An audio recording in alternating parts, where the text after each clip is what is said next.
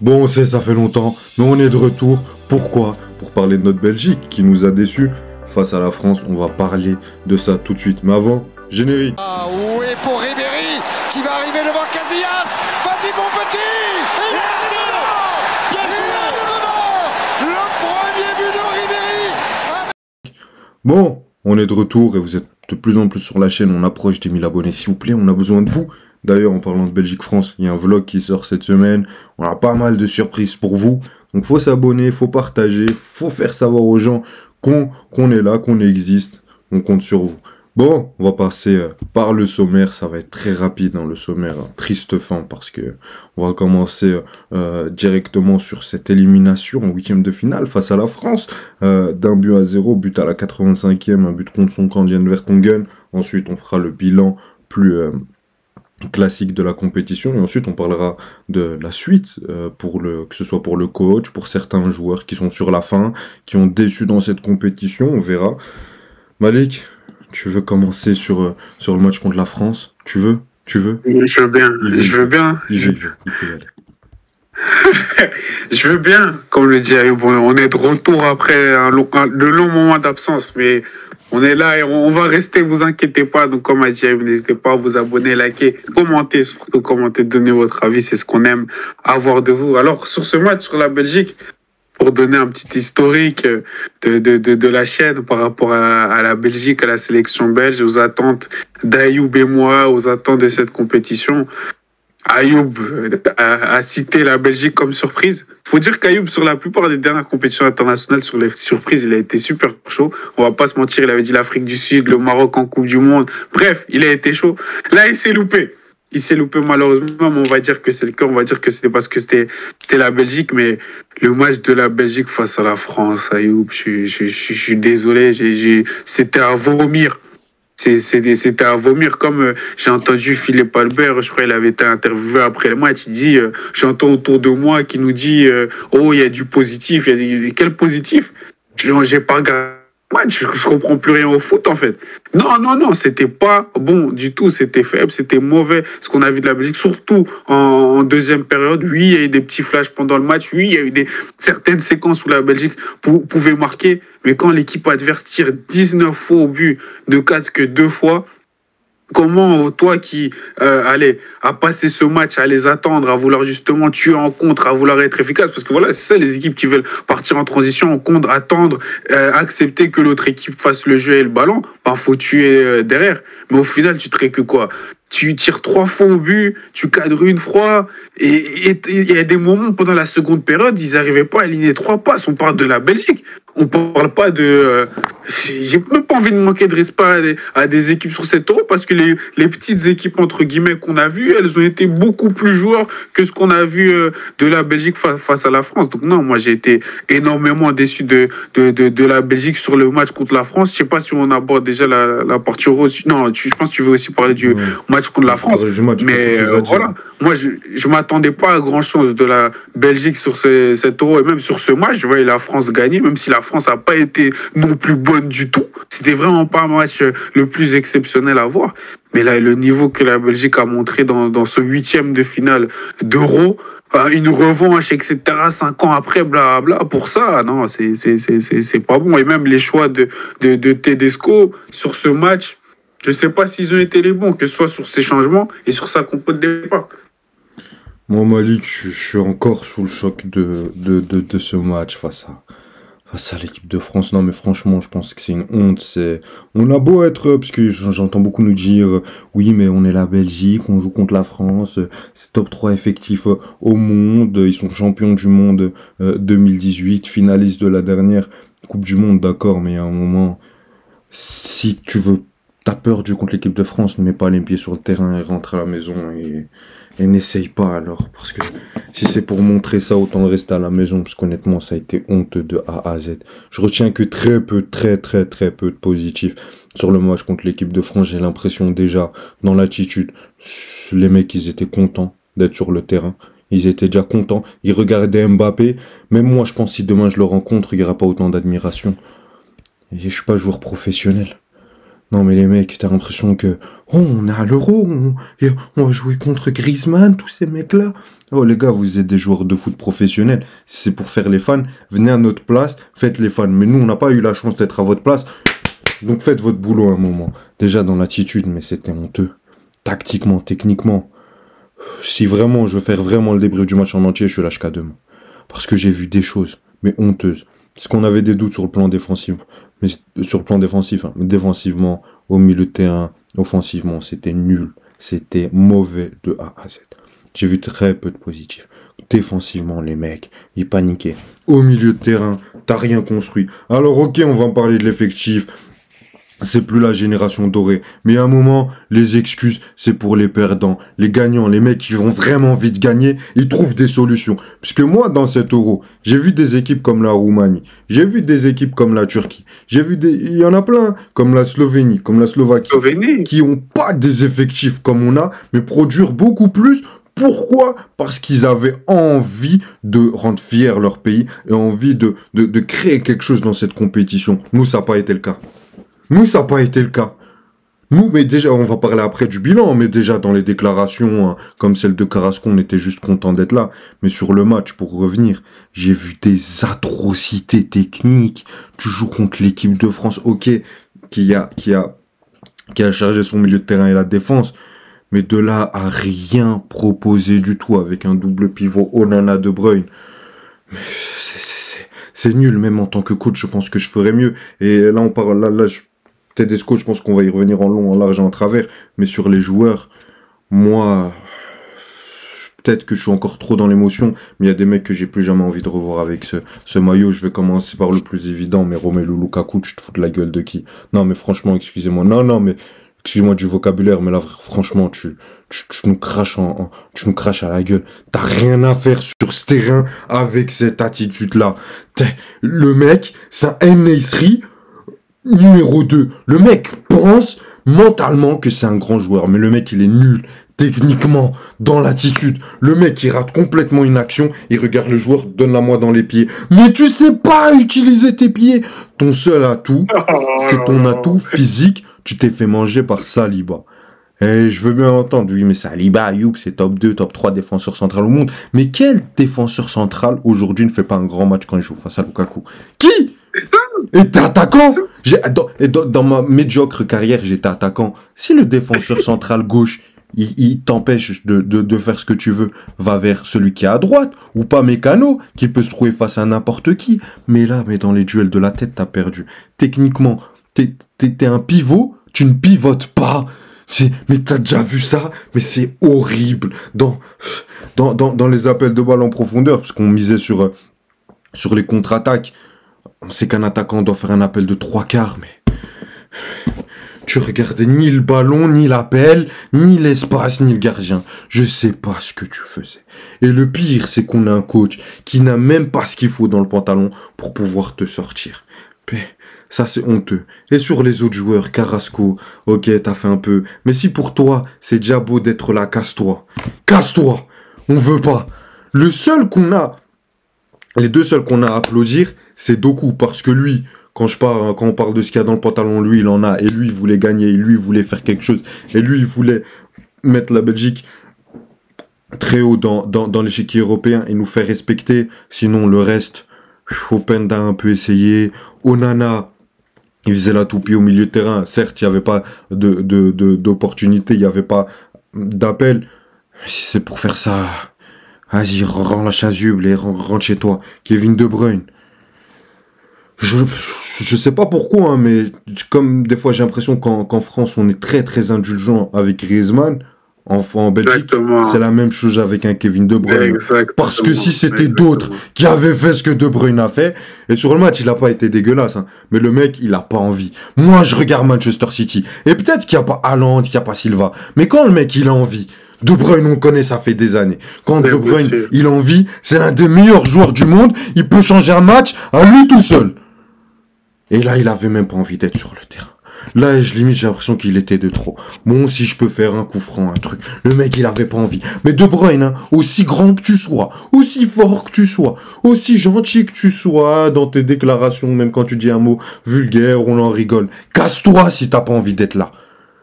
Il y a des joueurs qui ont envie de jouer pour ce maillot. C'est pas la première fois. Parce que c'est pas la première fois. Et parce que j'ai entendu, juste, désolé, hein, je te laisserai parler Malik, parce que je parle beaucoup trop, hein, mais j'ai entendu des gens me dire, oui, mais c'est aussi parce que l'équipe de France a fait un très bon match. Je pense que c'est ça qui a perturbé De Bruyne. De Bruyne, il était perturbé contre le Canada en 2022 aussi, contre la Croatie et contre le Maroc. Donc ça fait un moment, il y a un moment, ça commence à faire lourd. Quand surtout que c'est censé être ton meilleur joueur, avec Thibaut Courtois qui est absent, avec la perte d'Eden Hazard, parce qu'Eden Hazard, on peut le critiquer comme on veut. Lui, il s'est jamais caché sur un terrain de foot. De Bruyne, si. Lukaku, faudrait mieux qu'il se cache. Et je pense qu'à 10, on jouerait mieux. Sinon, à côté de ça, t'as qui?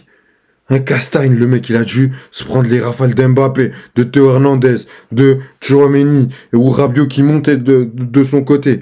Oh, vers ton gueule, le mec a 35 ans. Ça fait des années qu'on nous dit, oui, mais on a une défense vieillissante. Le mec, il a beaucoup plus donné sur le terrain que vous, hein, les mecs devant. Bien sûr. Donc, faites preuve d'humilité. Tous les jeunes défenseurs, il a été meilleur que, c'est pas normal. Même si j'ai beaucoup aimé l'Euro de fois, si j'ai une note positive à donner sur le bilan, maintenant qu'on va faire, entre guillemets, de l'Euro de la Belgique, moi, ça peut rien à dire sur le match. Hein, non, parce que sur le match, pour moi, c'était, entre guillemets, une synthèse de ce qui a été vu au cours de la compétition. Bien sûr, la Belgique, face aux autres adversaires, n'ont pas autant attendu jouer limite bloc bas et voulu partir en contre, etc. Mais dans l'attitude, c'était pareil. Parce que, comme tu l'as dit, ou quand tu te qualifies dans un groupe où il y avait la Roumanie, l'Ukraine et... j'ai oublié. Et la Slovaquie, tu te qualifies en étant deuxième, en ayant fait un match nul, une défaite, une victoire. Et t'as un Carrasco qui te dit, faut que les supporters belges se rappellent, on était où avant 2014? Ou De Bruyne, il dit, je comprends pas pourquoi. Non, c'est pas De Bruyne qui avait dit ça, mais bref, les joueurs disaient, je comprends pas pourquoi les supporters nous sifflent, ils doivent être derrière nous. Mais j'ai fait, mais les gars, vous êtes malades ou quoi? Vous êtes mal, avant même de savoir que la Belgique allait jouer contre la France, vous êtes fous. Vous finissez deuxième de ce groupe et vous êtes satisfait. C'est bon, on est quand même qualifié. La France, ils avaient fait quoi? Match nul 2-2 contre la Pologne, ils étaient tous dégoûtés. Et personne n'a dit, pourquoi les supporters nous sifflent, pourquoi ci, pourquoi ça. Pourtant, eux, comme on a dit, ils ont gagné une Coupe du Monde il y a 5 ans. C'est quoi cette attitude qu'on a? Et surtout, Malik, désolé, mais juste pour rajouter à ton argumentaire, on a le groupe le plus facile de l'Euro. Hein. Faut dire les termes. Le plus facile. Le plus facile. Mais oui. Donc non, moi c'est comme j'ai dit, je préfère parler même de la compétition en général de la Belgique, c'est que moi j'étais pas aussi optimiste que toi par rapport à la Belgique, Ayoub, parce que comme je l'avais dit dans la preview qu'on avait fait, c'était que voilà, la défense m'inquiétait. Je trouvais qu'on n'avait pas réellement de bas gauche. La preuve, au final, c'est Arthur Théâtre qui, bien sûr, on sait dans sa carrière pro à Bologne et tout, des fois, il a pu jouer bas gauche. Non, pas à Bologne, il jouait à la Genoa. À Genoa, il a pu jouer bas gauche, etc. Mais bref, c'est un défenseur central de base. Tedesco n'a pas essayé des deux Kuipers. Mais je m'attendais pas à ce que ce soit à ce point calamiteux. Dans le sens où, dès le premier match, Ayoub, Doku fait une erreur près de la surface, il doit pas faire ce dribble. Aucune réaction après le but directement. Aucune réaction. C'était comme si on était déjà désemparés. En fait, c'était un recyclage de la Coupe du Monde 2022. Pourtant, on nous avait dit que voilà, Tedesco avait trouvé une formule, je sais pas quoi. Mais Tedesco, dès sa composition de base, Mangala Onana. Mangala, il est bien rentré face à la France, d'accord. Mais même en termes de style de joueurs que sont Aurel Mangala et André Onana, je trouve pas que c'est hyper complémentaire dans le sens où les deux m'apportent la même chose. Les deux m'apportent la même chose. Est-ce que c'est en mode, oui, voilà, on donne que l'éclat à De Bruyne et voilà, ça ira? Non, je comprends pas. Pourquoi il a pas plus misé sur Tielemans? Même sur le deuxième match face à la Roumanie, ou bien sûr, au-delà que Tielemans marque, il fait pas un match incroyable, il fait un bon match face à la Roumanie, il décide de le sortir après la 70e. Il fait pas jouer le match contre l'Ukraine. Puis il le fait pas jouer encore ce match contre la France. C'est quoi le problème avec le Tielemans, Tedesco? Moi, il y a beaucoup de ces choix que j'ai pas appréciés. Et je trouve qu'il a sa part de responsabilité dans comment la Belgique a performé, parce qu'on va, comme tu as dit, on va trouver les excuses. Oui, c'est pas la génération dorée. Regarde le personnel qu'il avait, etc., la défense, etc.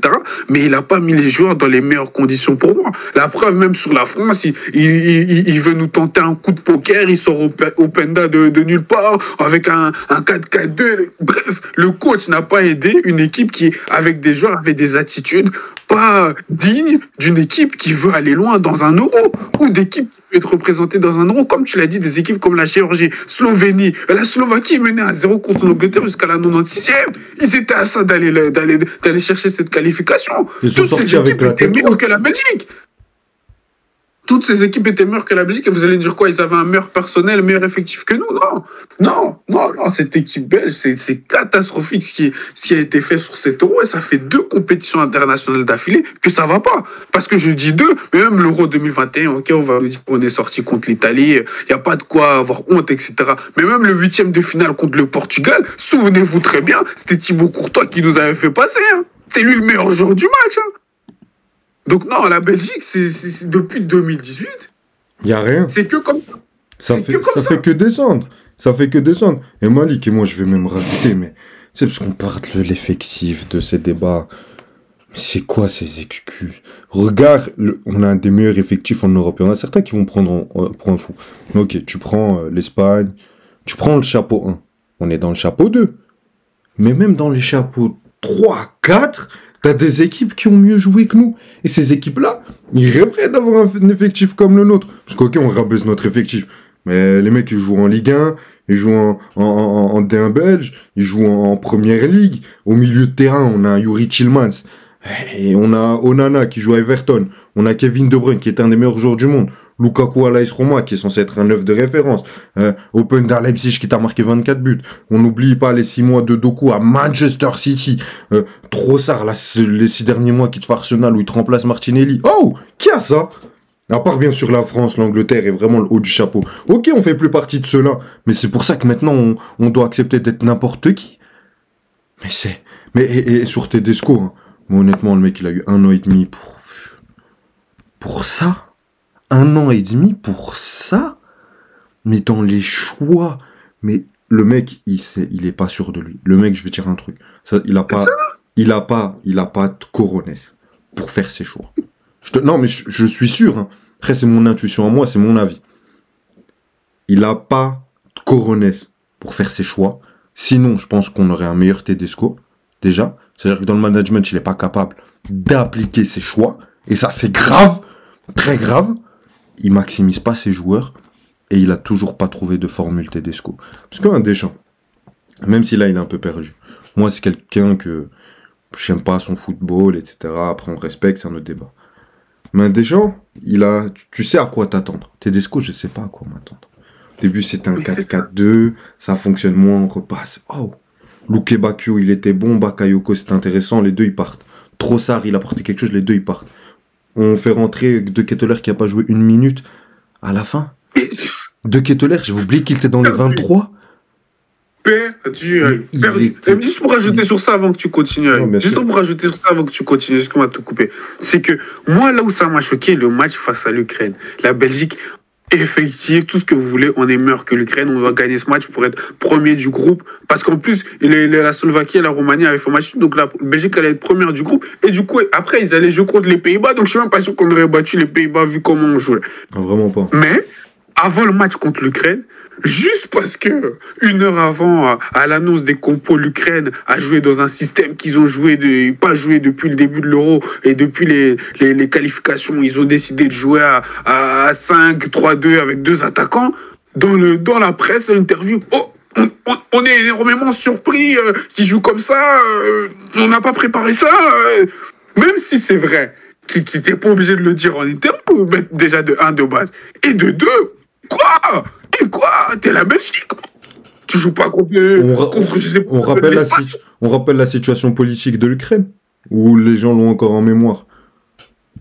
Dans quel contexte les mecs qui viennent à l'Euro? On le rappelle ça? Et toi, tu sors ça comme excuse? Non, mais honnêtement, sur le bilan, moi je suis très déçu, parce que si avec l'élimination face à la France, on se dirait, Ok, ça peut arriver un faux pas, t'as complètement raté ton match, mais c'est pour ça que moi, des fois, je suis très chiant avec le contenu, je suis très chiant avec le foot.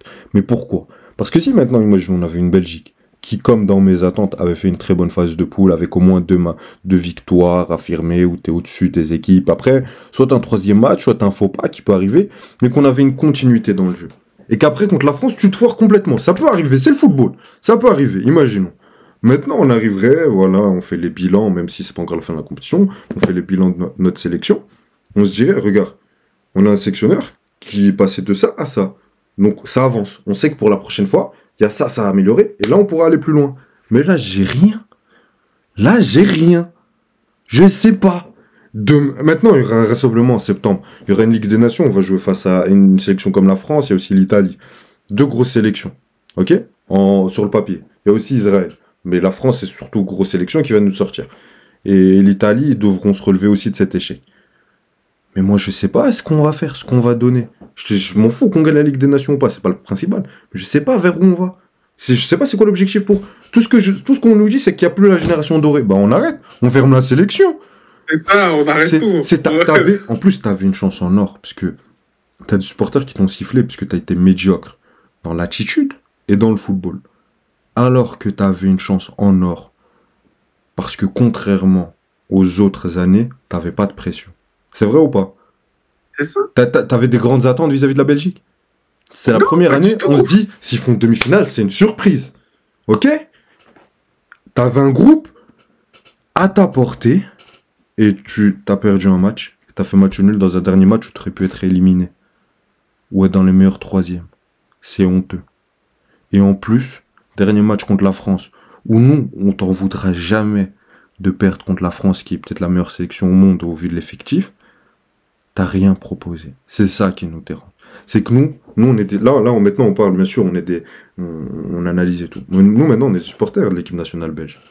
On aurait aimé vibrer. On était dans une fanbase ici à Bruxelles.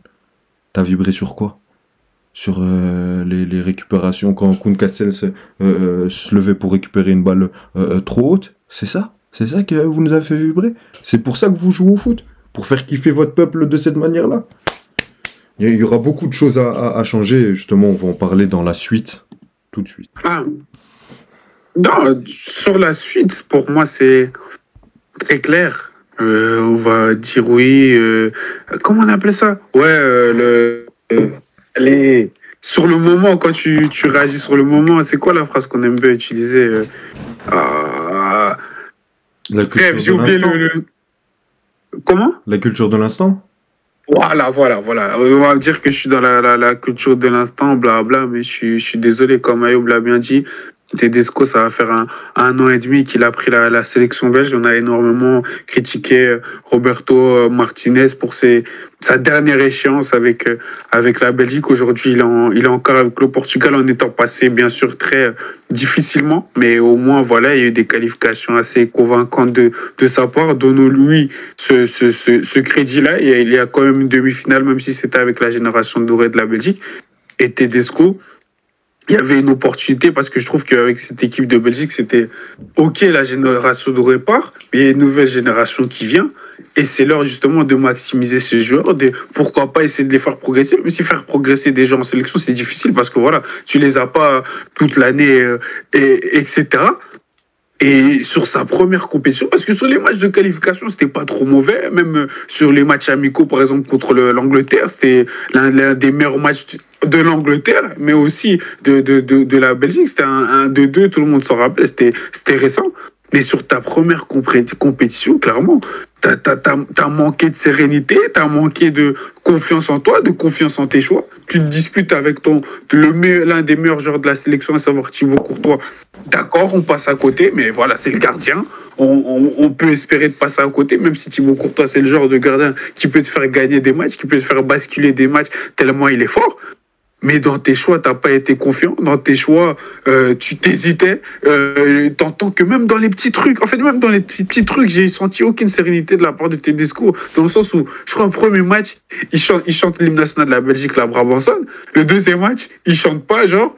Et comme la Belgique a gagné le deuxième match, il dit oh non, je vais plus chanter, on dirait que ça fonctionne. Après, j'ai pas de problème contre les gens superstitieux, etc.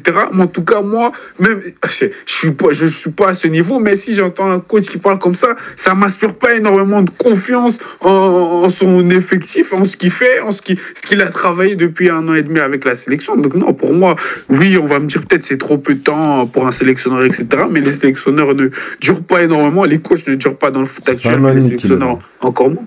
Il a commencé le 8 février 2023. Il a eu sa première compétition et ça a été tellement cataclysmique que pour moi, il n'y a aucun argument pour pouvoir le garder encore. Parce que si on me disait, oui, il a permis à un jeune d'éclore, genre un Bakayoko, il avait fait une superbe compétition et voilà, la Belgique est sortie malgré tout. D'accord, on peut croire qu'il développe les jeunes, il fait progresser les jeunes, etc. Parce que Roberto Martinez, comme j'ai dit, on le critique beaucoup, mais le système belge de comment la formation belge est donnée au niveau des équipes nationale de jeunes et tout, etc. Renseignez-vous un peu, Roberto Martinez en est pour beaucoup. Alors que Tedesco, comme j'ai dit, je sais pas c'est quoi l'argument pour qu'on le garde encore. Je pense que Tedesco, c'est toi qui l'avais dit à Youm, c'est peut-être un coach de club, un peu comme tu disais aussi avec Spalletti, même si lui il a signé encore avec l'Italie. C'est peut-être plus un coach de club qui a besoin d'avoir une saison complète où il essaye plusieurs choses avec son équipe pendant la saison, pendant un mois, 2 mois. Surtout, parce que là, c'est ce qu'il a fait avec la sélection. Il a changé ses compositions, toutes les qualifications. Pour appuyer ce que tu dis, c'est un coach très jeune. Tu sais, il a quel âge, Tedesco? Il a 38 ans. Je sais pas. Il a 38 ans. Okay. Et il a pas 4000. Il a fait une saison à Leipzig, 2 saisons au Spartak Moscou et 2 saisons à Schalke. Et une partie à Erzgebirge OU. Tu vois? Donc c'est un coach qui a 5 ans, allez, de coaching avant la Belgique et en club. Donc c'était une opportunité parce que il avait une philosophie de football assez moderne, assez vers la transition, enfin tout ce qui colle à l'école de Red Bull. Donc voilà, donc on pensait que ça allait marcher. Je sais pas si tu veux rajouter quelque chose où je peux y aller. Non, tu peux rajouter. Mais pour moi, il faut juste passer à autre chose. Il faut trouver un autre sélectionneur. Complètement d'accord. Moi, je pose mon CV. Non, je rigole. Non, mais plus sérieusement, moi, je pense qu'il faut passer à autre chose très rapidement. Parce que là, on va voir la Nations League en septembre, et qui va commencer en septembre ou en octobre, donc dès le début d'année. Donc, tu auras des matchs très sérieux, ou même si c'est une compétition que certains prisment plus ou moins, moi, je pense qu'elle est quand même intéressante et mieux que des matchs amicaux. Tu vas avoir l'occasion de rejouer contre la France, rejouer contre l'Italie, jouer contre Israël.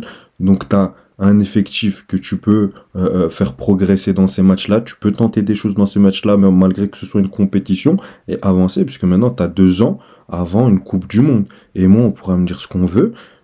Je pense que dans 2 ans, on aura toujours Courtois ou au moins Castells, qui est un très bon gardien. Défensivement, les mecs comme Théat, Castagne, Woodface et d'autres auront pris de l'âge, pris de l'expérience, se seront améliorés, Zeno Debast aussi, donc défensivement tu seras mieux que maintenant malgré que ça restera ton point faible. Au milieu de terrain tu auras un Onana qui sera meilleur, un Tillmans plus expérimenté, De Bruyne sera peut-être toujours là, offensivement tu auras un Openda encore meilleur, un Doku qui sera peut-être devenu une superstar du football mondial, tu as quand même des jeunes comme Bakayoko, même si Luke Bakio a 26-27 ans, qui est encore dans l'échiquier du football européen. Donc moi, j'ai des ambitions pour cette sélection, je veux rêver sur une Coupe du Monde. Si tu peux aller chercher une demi-finale et faire kiffer ton pays, et pourquoi pas aller rêver grand, moi je veux. Même prendre une Nations League pour une sélection comme la Belgique, c'est quelque chose. C'est déjà quelque chose. Donc moi, je veux qu'on ait de l'ambition, je veux qu'on rêve. Donc on a 2 ans, il y a la Nations League, c'est pas l'objectif principal, mais si on peut faire quelque chose là-dedans, et au moins préparer la suite et travailler, faut pas parler de l'équipe nationale belge. Ok, c'est plus la génération dorée, déjà. On sait pas qui peut encore venir. On sait très bien que le foot va très vite. Peut-être que dans 2 ans, on aura un nouveau crack incroyable en défense, au milieu de terrain. On sait Malik. Pas. Oui, Malik, pourquoi pas. Mais donc voilà, moi j'ai envie d'être ambitieux, j'ai envie d'avoir de l'espoir en ma sélection et pas me dire les gars, vous avez une génération dorée, ils ont rien fait, ben maintenant voilà, c'est fini. Non, j'ai pas envie de ça, j'ai envie de rêver, d'espérer, et je pense qu'il faut vite tourner la page et pas faire cette erreur. Et je pense qu'il y a aussi beaucoup de joueurs qui sont des poisons pour ce groupe. Quand je vois juste les déclarations de Yannick Carrasco, moi je fais pas de déclaration comme ça. Tu vois, et pour revenir sur Tommy du côté d'Esco, je pense pas que ce soit un mauvais coach, mais déjà, comme tu l'as dit, il est pas prêt pour être sélectionneur. Et le mec, quand il a 38 ans et qu'il a si peu d'expérience, que le mec, c'est un peu, tu vois que c'est un mec qui kiffe la tactique, etc. Mais qui a pas d'expérience dans les grandes rencontres. En face, t'as des mecs comme Didier Deschamps, qui sont vicieux de fou. Qu'est-ce que tu veux faire contre eux? Rentre à ta place, mon garçon, entraîne une équipe, prendre l'expérience et reviens plus tard, prendre une autre sélection quand tu te sentiras plus près. Je pense plus qu'il a voulu saisir une opportunité. Donc ouais, pour moi, faut passer à autre chose. Et il y a un avenir qui peut être radieux du côté de la Belgique. Ça dépend comment on va le travailler. Parce que là, en plus, maintenant, un truc que tu vas... Belgique, hein. Et maintenant, en plus, un truc que tu vas créer, c'est sur... si tu as aussi peu d'ambition, c'est un autre sujet que je vais ouvrir très rapidement. Mais là, on voit beaucoup de binationaux qui choisissent plus trop la Belgique. Donc si, bon, moi quand c'est le Maroc ça me dérange pas, Mali quand c'est le Congo ça le dérange pas, mais si on parle d'un point de vue 100% belge, si tu continues sur cette lancée, ils continueront à pas choisir la Belgique. Au milieu de terrain, Bilal El-Khanous, d'autres joueurs, il y en a plein, et il y en a plein qui arriveront aussi, peut-être qu'ils choisiront pas la Belgique. Donc voilà, moi j'ai dit ce que j'avais à dire, je sais pas si t'as quelque chose à rajouter Malik. Non, rien à rajouter. Donc n'hésitez pas à liker, vous abonner, activer la cloche, abonnez-vous à nos réseaux sociaux. On a interviewé des gens pour leur demander ce qu'ils pensaient de ce match. Il y a une vidéo qui arrive sur les coulisses du match France-Belgique. Donc faut s'abonner pour voir la suite. Et à demain et à la prochaine. Salut! Ciao.